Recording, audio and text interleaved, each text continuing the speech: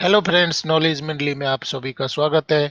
आज के डिस्कशन में हम करेंगे एडमिनिस्ट्रेशन और फाइनेंस रूल्स पर आधारित क्वेश्चंस। मतलब कि गवर्नमेंट ऑफ इंडिया ने क्या रूल्स बनाए हुए हैं एडमिनिस्ट्रेशन से संबंधित और फाइनेंस से संबंधित। और ये सभी क्वेश्चंस हैं काम आने वाले हैं केवीएस एनबीएस एग्जाम, साथ में ईएमआरएस और यूपीएससी के द्वारा जो एडमिनिस्ट्रेटिव पोस्ट उनके सिलेबस का एक पार्ट होता है एडमिनिस्ट्रेशन एंड फाइनेंस।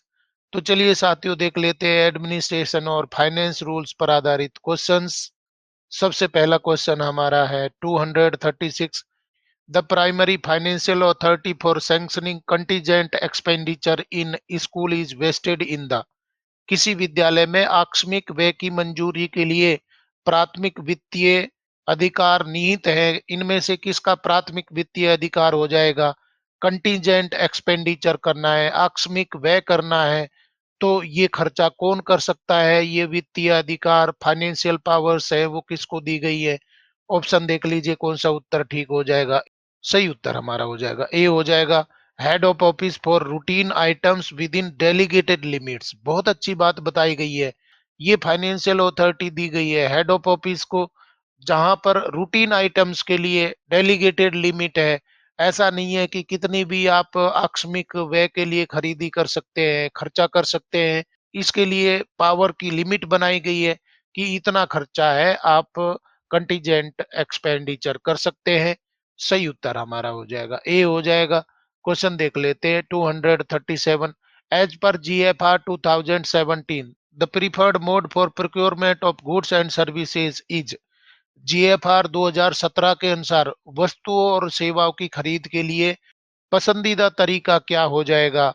जीएफआर में बताया गया है कि आपको प्रोक्योरमेंट का तरीका है वो कौन सा लेना होगा, गुड्स के लिए, सर्विसेज के लिए। इनमें से कौन सा तरीका अपनाना होगा? ऑप्शन देखिए कौन सा उत्तर ठीक हो जाएगा। सही उत्तर हमारा हो जाएगा सी हो जाएगा, GeM procurement with direct purchase procedure. बहुत अच्छी बात बताई गई है कि जीएफआर में ये कहा गया है कि आप प्राथमिक रूप से प्रिफर्ड तरीका कौन सा अपनाएंगे कि जेम के थ्रू परचेजिंग करेंगे, और डायरेक्ट परचेज वहां पर की जा सकती है। जेम पर बहुत सारे सेलर हैं, वो अवेलेबल है, आप डायरेक्ट परचेज कर सकते हैं। जेम पर आधारित एक कंप्लीट सीरीज है, चैनल पर अवेलेबल है, आप जरूर देखिए। यहाँ बताया गया है कि जेम के माध्यम से आप प्रोक्योरमेंट करेंगे और वहां से डायरेक्ट परचेज कर सकते हैं, परंतु सेलर वेंडर की कितनी लिमिट है ये आपको देखना होगा, जीएफआर पढ़ना होगा। जीएफआर पर भी ये कंप्लीट सीरीज चैनल पर अवेलेबल है, आप प्लेलिस्ट में जाइए और जरूर देखिए। यहाँ क्वेश्चन के अनुसार सही उत्तर हो जाएगा सी हो जाएगा। अगला सवाल देख लेते 238। In KVS NVS the annual physical verification of store should be completed. KVS NVS में भंडारों का वार्षिक भौतिक सत्यापन पूरा किया जाना चाहिए। कब किया जाना चाहिए? by the end of the March for each financial year, by the end of April for each financial year, by the end of May for each financial year, by the end of June for each financial year। तो KVS है या NVS है, उनमें annual physical verification है, वो कब होना चाहिए? सही उत्तर हमारा हो जाएगा ए हो जाएगा, by the end of March for each financial year. मतलब कि हर साल मार्च के अंत तक ये हो जाना चाहिए। सही उत्तर हमारा हो जाएगा ए हो जाएगा। अगला क्वेश्चन हमारा आ गया 239। The custody of the school imprest cash is normally assigned to the. School की अग्रिम नकदी की अभिरक्षा आमतौर पर इन्हें सौंपी जाती है। इनमें से किसकी अभिरक्षा में वो रहेंगे? ऑप्शन देखिए, principal as the controlling and certifying officer, store keeper as the maintaining and certifying officer, accountant as the maintaining and certifying officer, cashier as the maintaining and certifying officer. School की अग्रिम नकदी की अभिरक्षा आमतौर पर किनके पास में होगी? सही उत्तर हमारा हो जाएगा डी हो जाएगा, cashier as the maintaining and certifying officer. Cashier के नाम से कोई डेडिकेटेड पोस्ट है विद्यालय में अगर है तो उसके पास में नकदी रहेगी। क्वेश्चन देख लेते 240। A write-off of losses due to theft or fraud can be approved at school level only when। चोरी या धोखाधड़ी के कारण हुए नुकसान को बट्टे खाते में डालने की मंजूरी स्कूल स्तर पर तभी दी जा सकती है जब। कौन सी स्थिति में बट्टे खाते में डालने की मंजूरी दी जा सकती है? अगर चोरी होती है, धोखाधड़ी होती है तो ऑप्शन देख लीजिए कौन सा उत्तर ठीक हो जाएगा। The amount is within delegated powers and responsibility is fixed. The amount is within delegated powers and no person is responsible. The amount is outside delegated powers but responsibility is fixed. The amount is outside delegated powers but no person is responsible. चोरी या धोखाधड़ी के कारण हुए नुकसान को बट्टे खाते में आप कब डाल सकते हैं, राइट ऑफ कब कर सकते हैं? सही उत्तर हमारा हो जाएगा ए हो जाएगा। The amount is within delegated powers. कितनी राशि तक के नुकसान को, थेफ्ट को, फ्रॉड को आप बट्टे खाते में डाल सकते हैं, राइट ऑफ कर सकते हैं? तो ये डेलीगेटेड पावर है वो होनी चाहिए, और साथ में ही आपको इसकी रिस्पॉन्सिबिलिटी फिक्स करनी होगी। ऐसा नहीं है कि उसको राइट ऑफ कर दिया और खत्म कर दिया, इससे तो सरकारी धन है, सरकारी सामान का नुकसान है वो बढ़ जाएगा। इसलिए क्या करना है आपको, डेलीगेटेड पावर्स है, जितनी लिमिट है उतना आपको राइट ऑफ करने का हक होगा, और साथ में ही आपको रिस्पॉन्सिबिलिटी फिक्स करनी होगी। क्वेश्चन देख लेते हैं 241। The main purpose of the annual school budget is to. वार्षिक स्कूल बजट का मुख्य उद्देश्य क्या हो जाएगा? इनमें से कौन सा उत्तर ठीक हो जाएगा? एनुअल स्कूल बजट है वो बनाना होगा। तो क्यों बनाया जाता है, इनमें से कौन सा ऑप्शन ठीक होगा? ए होगा कि बी होगा कि सी होगा कि डी होगा? आप ऑप्शन जरूर पढ़िए। सही उत्तर हमारा हो जाएगा सी हो जाएगा। Estimate needs and propose expenditure for academic and boarding needs, यानी कि जरूरतों का अनुमान लगाना, और प्रपोज एक्सपेंडिचर कितना खर्चा उस पे हो जाएगा ये अनुमान लगाना। इसके लिए क्या करना होगा? एनुअल बजट है वो तैयार करना होगा एकेडमिक और बोर्डिंग आवश्यकताओं को पूरा करने के लिए। सही उत्तर हमारा हो जाएगा सी हो जाएगा। Move to question number 242। Under the CCS leave rules, the authority to sanction CL2 staff in residential school is. CCS अवकाश नियमों के तहत आवासीय विद्यालयों में कर्मचारियों को CL स्वीकृत करने का अधिकार है। किसके पास में यह अधिकार दिया गया है CCS लीव रूल्स के अनुसार? ऑप्शन देख लीजिए कौन सा उत्तर ठीक हो जाएगा। सही उत्तर हमारा हो जाएगा डी हो जाएगा। Principal being the competent authority and controlling authority. बहुत ही अच्छी बात बताई गई है। CCS लीव रूल्स में कोई एक पर्टिकुलर पोस्ट नहीं दी गई है, परंतु कॉम्पिटेंट अथॉरिटी बताया गई है कि किसको डेलीगेशन है, पावर्स किसको दिए गए हैं। कॉम्पिटेंट अथॉरिटी विद्यालय के लिए, रेजिडेंशियल स्कूल के लिए कौन है? प्रिंसिपल है। और कंट्रोलिंग अथॉरिटी भी यही है। तो CCS लीव रूल्स के अनुसार रेजिडेंशियल स्कूल में प्रिंसिपल है वो क्या हो जाएंगे? कॉम्पिटेंट अथॉरिटी होंगे, जो कि विद्यालय के स्टाफ को CL सैंक्शन कर सकते हैं, दे सकते हैं। सही उत्तर हमारा हो जाएगा डी हो जाएगा। क्वेश्चन देख लेते हैं 243। इन NBS the approval of PAC purchase approval committee is mandatory for. NBS में PAC क्रय अनुमोदन समिति की मंजूरी अनिवार्य है। बहुत ही अच्छा क्वेश्चन है। ऑप्शन देखिए कौन सा उत्तर ठीक हो जाएगा। All purchases above the delegated financial limit of the principal, all purchases above the delegated financial limit of the vice principal, all purchases above the delegated financial limit of the accountant, all purchases above the delegated financial limit of the store keeper. तो PAC की अनुमति है, अनुमोदन है वो जरूरी हो जाएगा। किसके लिए जरूरी हो जाएगा? सही उत्तर हमारा हो जाएगा ए हो जाएगा। All purchases above the delegated financial limit of the principal. जितना प्रिंसिपल खरीदी कर सकता है उससे ज्यादा अगर आपको परचेज लिमिट है, करनी होगी, कोई चीज खरीदनी है, तो आपको क्या करना होगा? PAC से अनुमोदन प्राप्त करना होगा, मंजूरी लेना जरूरी हो जाएगा। डियर फ्रेंड्स, नॉलेज मंडली की प्लेलिस्ट में जाइए, ये लिमिट भी आपको बताई गई है, फाइनेंशियल रूल्स में बताई गई है। यहाँ पर सही उत्तर हमारा हो जाएगा ए हो जाएगा। क्वेश्चन देख लेते हैं 244। For e procurement through GeM, bid and RA are required when the value exceeds. GeM के माध्यम से ई खरीद के लिए मूल्य से अधिक होने पर बोली और RA की आवश्यकता होती है। कितने मूल्य से अधिक पर आपको ई प्रोक्योरमेंट कर रहे हैं, तो जेम में बिड या RA करना होगा, वो लिमिट आपको बतानी होगी। बहुत ही अच्छा क्वेश्चन है। इस प्रकार के क्वेश्चंस हैं वो तो पुरानी परीक्षा में पूछे गए थे। 5 लाख होगा या 10 लाख होगा या 15 लाख होगा या 20 लाख होगा। जेम के माध्यम से आप ई खरीद कर रहे हैं, ई प्रोक्योरमेंट कर रहे हैं, तो बिड एंड आरए का आपको सहारा लेना होगा। सही उत्तर हमारा हो जाएगा बी हो जाएगा। ₹10 lakh as per current MOF instructions, मतलब कि 10 लाख रुपए से अधिक आप खरीदी कर रहे हैं तो आपको रिवर्स ऑक्शन का सहारा लेना होगा, जेम के माध्यम से रिवर्स ऑक्शन करना होगा। बहुत ही अच्छा क्वेश्चन है। ये लिमिट है, पहले कम थी जेम पर। आप जेम के वीडियोस देखिए, आपको पहली वाली लिमिट भी पता लग जाएगी। परंतु करंट लिमिट क्या कर दी है, 10 लाख से अधिक आप खरीदी कर रहे हैं जेम के माध्यम से, ई प्रोक्योरमेंट कर रहे हैं, तो आपको बिड करना होगा, रिवर्स ऑक्शन करना होगा। सही उत्तर हमारा हो जाएगा बी हो जाएगा। क्वेश्चन देख लेते हैं 245।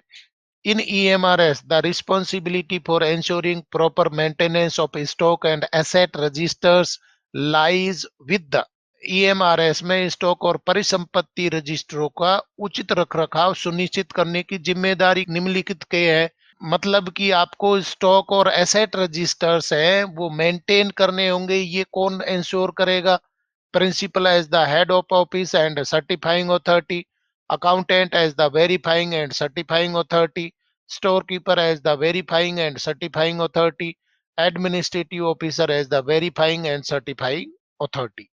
तो ईएमआरएस में स्टॉक और परिसंपत्ति रजिस्टरों का उचित रखरखाव सुनिश्चित किसके द्वारा किया जाएगा? सही उत्तर हमारा हो जाएगा ए हो जाएगा। Principal as the head of office and the certifying authority है, ये इंश्योर करेंगे कि स्टॉक रजिस्टर है वो सही से मेंटेन किए जा रहे हैं, एसेट रजिस्टर है वो अच्छे से तैयार किए जा रहे हैं, इनके प्रॉपर मेंटेनेंस को ये इंश्योर करेंगे। सही उत्तर हमारा हो जाएगा ए हो जाएगा। Dear friends, administration and finance पर आधारित क्वेश्चंस हैं वो आपकी परीक्षा के सिलेबस में रखे गए। एडमिनिस्ट्रेशन और फाइनेंस रूल्स है वो बहुत सारे होते हैं, सभी तरीके के रूल्स हैं वो आपको चैनल पर अवेलेबल है। आप प्लेलिस्ट में जाइए, जीएफआर भी दिया गया है, कंडमनेशन भी दिया गया है, साथ में जेम परचेज है वो भी बताया गया है, डायरेक्ट परचेज भी बताया गया है, और पुराने क्वेश्चन पेपर है वो भी बताए गए हैं। आप नॉलेज मंडली की प्लेलिस्ट में जाइए और अपने सिलेबस को कंप्लीट करिए। और आज के क्वेश्चंस पसंद आ रहे हैं तो आप लाइक शेयर करें, साथ में ही अपने यार दोस्तों को भी बता सकते हैं। आप कमेंट भी कर सकते हैं, बेल आइकन भी दबा दीजिए जिससे कि नया कोई अपडेट आए तो आपको अलार्म मिल जाए। क्वेश्चन आ गया हमारा 246।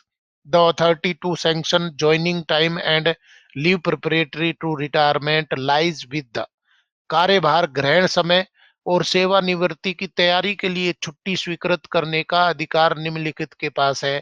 मतलब कि ज्वाइनिंग टाइम और LPR leave preparatory to retirement है वो कौन दे सकते हैं, कौन सैंक्शन कर सकते हैं? ऑप्शन देखिए, controlling officer after medical certification, regional office after receiving all documentation, head of office exercising administrative control, disciplinary authority with concurrence of accounts. तो कार्यभार ग्रहण समय और सेवानिवृत्ति की तैयारी के लिए छुट्टी स्वीकृत करने का अधिकार निम्नलिखित के पास है। किसके पास हो जाएगा? सही उत्तर हमारा हो जाएगा सी हो जाएगा। Head of office exercising administrative control, मतलब कि हेड ऑफ ऑफिस है वो ज्वाइनिंग टाइम दे सकते हैं, साथ में एलपीआर भी दे सकते हैं। सही उत्तर हमारा हो जाएगा सी हो जाएगा। क्वेश्चन देख लेते हैं 247।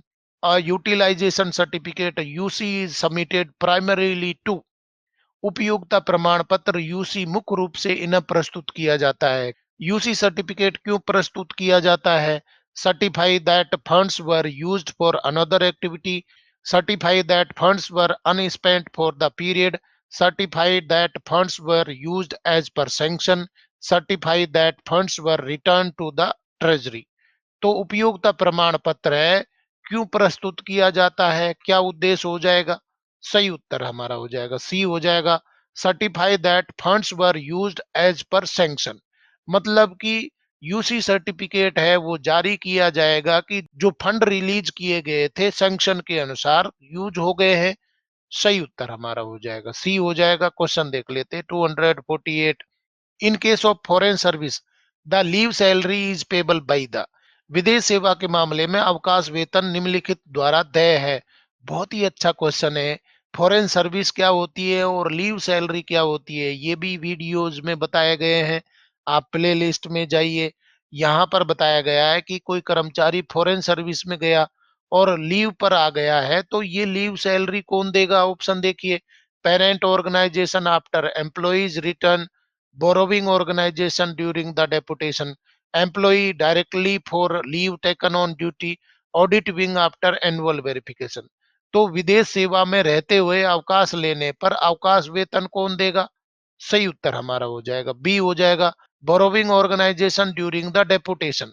जहां पर वो डेपुटेशन पे काम कर रहा है, जिस डिपार्टमेंट में अभी वर्तमान में कार्य कर रहा है, और वहां से वो अवकाश लेकर के आ गया है, तो उसको अवकाश वेतन है वो बोरोविंग डिपार्टमेंट देगा।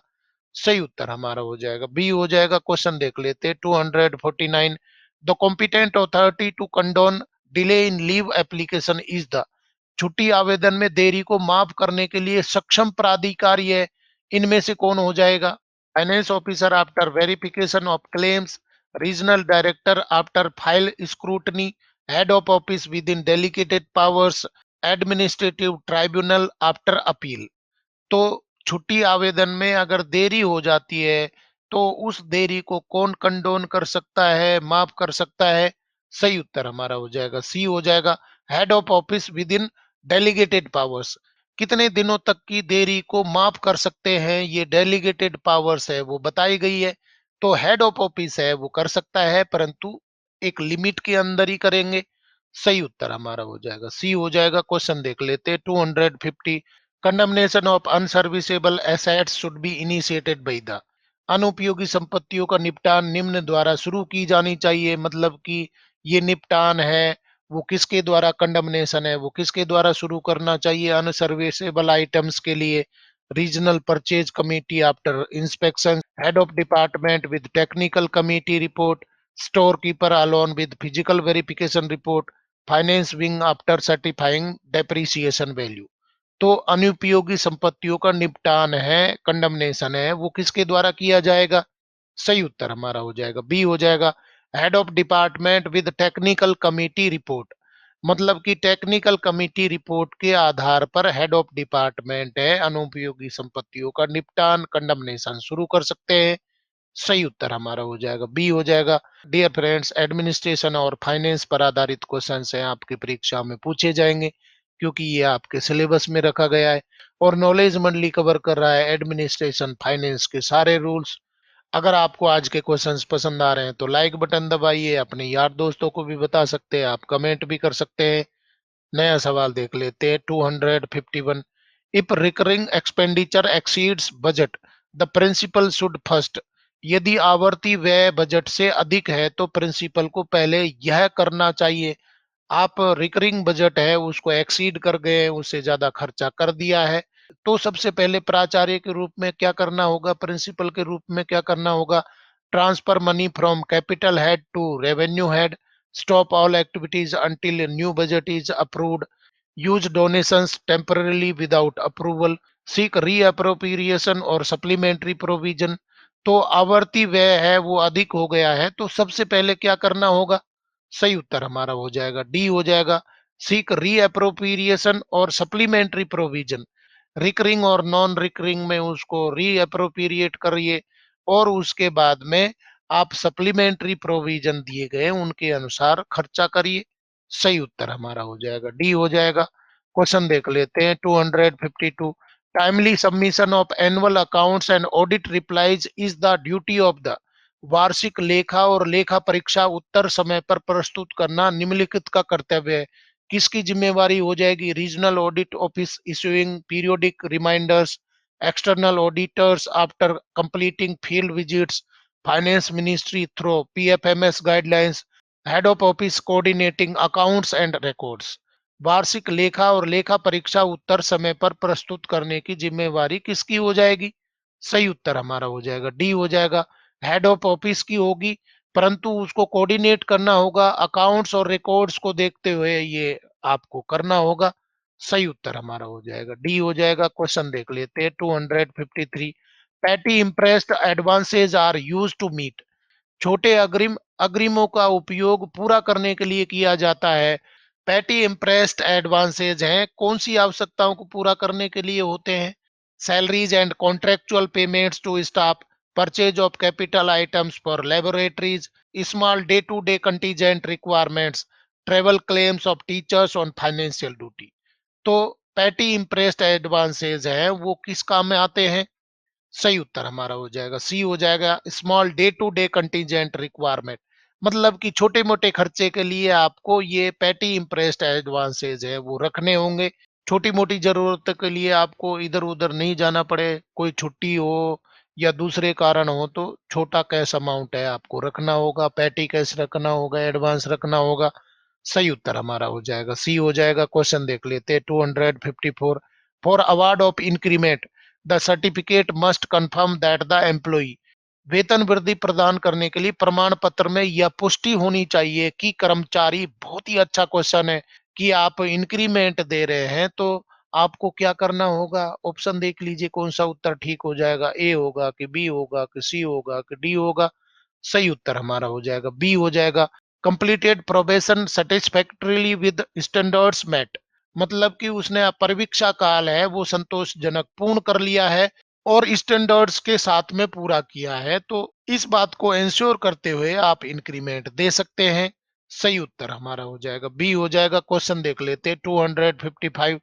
फाइनलाइजिंग इमरजेंसी प्रोक्योरमेंट रिक्वायर्स, आपातकालीन खरीद को अंतिम रूप देने के लिए आवश्यक है, कौन सी बात आवश्यक हो जाएगी?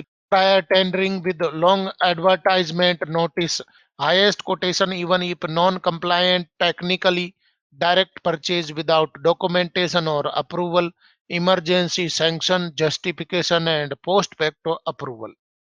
आपको आपातकालीन खरीद को अंतिम रूप देने के लिए कौन सी चीज आवश्यक हो जाएगी? सही उत्तर हमारा हो जाएगा डी हो जाएगा। इमरजेंसी सैंक्शन आपको लेना होगा, साथ में जस्टिफिकेशन बताना होगा कि इस वजह से आप इमरजेंसी प्रोक्योरमेंट कर रहे हैं, और पोस्ट फैक्टो अप्रूवल भी लेना होगा। ऐसा नहीं है कि खरीद कर ली, ये सब बातों का आपको ख्याल रखना होगा।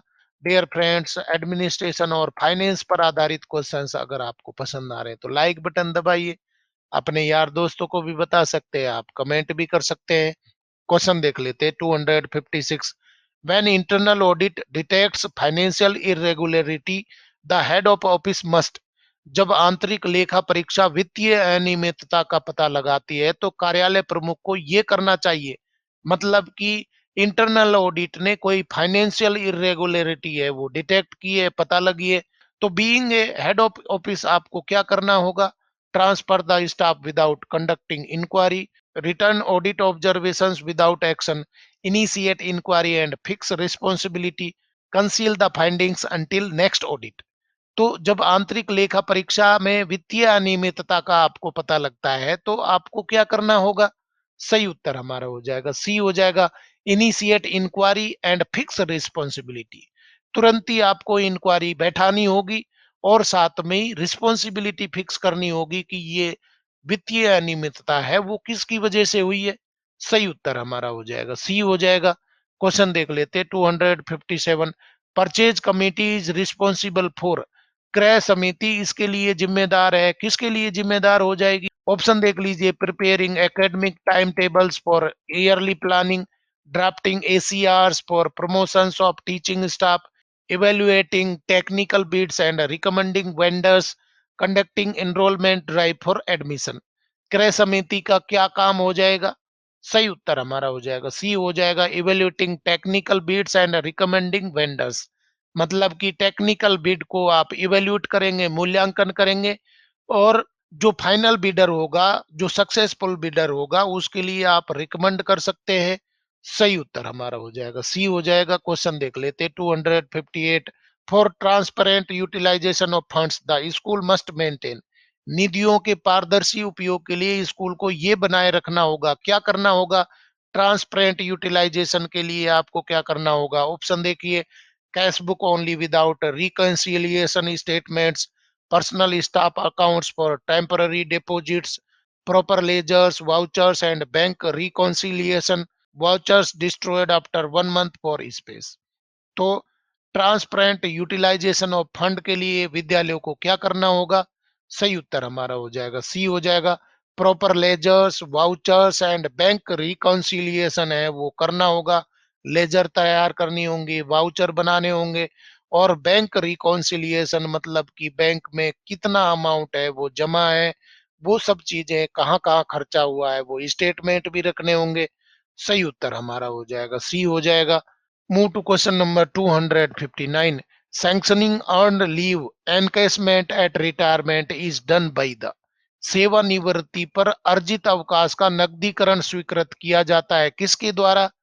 Competent court after legal proceedings, regional office through special committee, account section without administrative approval, head of office after verifying service records.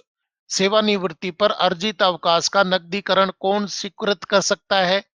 सही उत्तर हमारा हो जाएगा डी हो जाएगा, head of office after verifying service record. मतलब कि हेड ऑफ ऑफिस है वो नकदीकरण को स्वीकृत कर सकता है, परंतु कब करेगा? सर्विस रिकॉर्ड को वेरीफाई करने के बाद में। सही उत्तर हमारा हो जाएगा डी हो जाएगा। और साथियों देख लेते हैं एडमिनिस्ट्रेशन एंड फाइनेंस पर आधारित क्वेश्चन सीरीज का अंतिम सवाल 260। On receipt of stores, initial inspection and acceptance is done by the। भंडार की प्राप्ति पर प्रारंभिक निरीक्षण और स्वीकृति किसके द्वारा की जाती है? मतलब कि इनिशियल इंस्पेक्शन और एक्सेप्टेंस है वो किसके द्वारा की जाती है?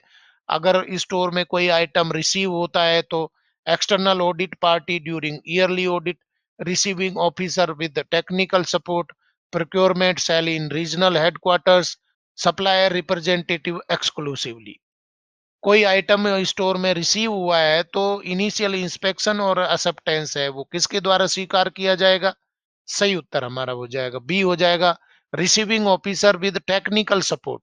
मतलब कि जो भी इंचार्ज होगा जो आइटम रिसीव कर रहा है वो टेक्निकल सपोर्ट के साथ में इसको इनिशियल इंस्पेक्शन करेगा और एक्सेप्ट करेगा। अगर वो खरा नहीं उतर रहा है तो आइटम है माल को वापस भेजा जा सकता है। सही उत्तर हमारा हो जाएगा बी हो जाएगा। इस तरीके से साथियों एडमिनिस्ट्रेशन एंड फाइनेंस पर आधारित क्वेश्चंस हैं वो कंप्लीट हो गए हैं।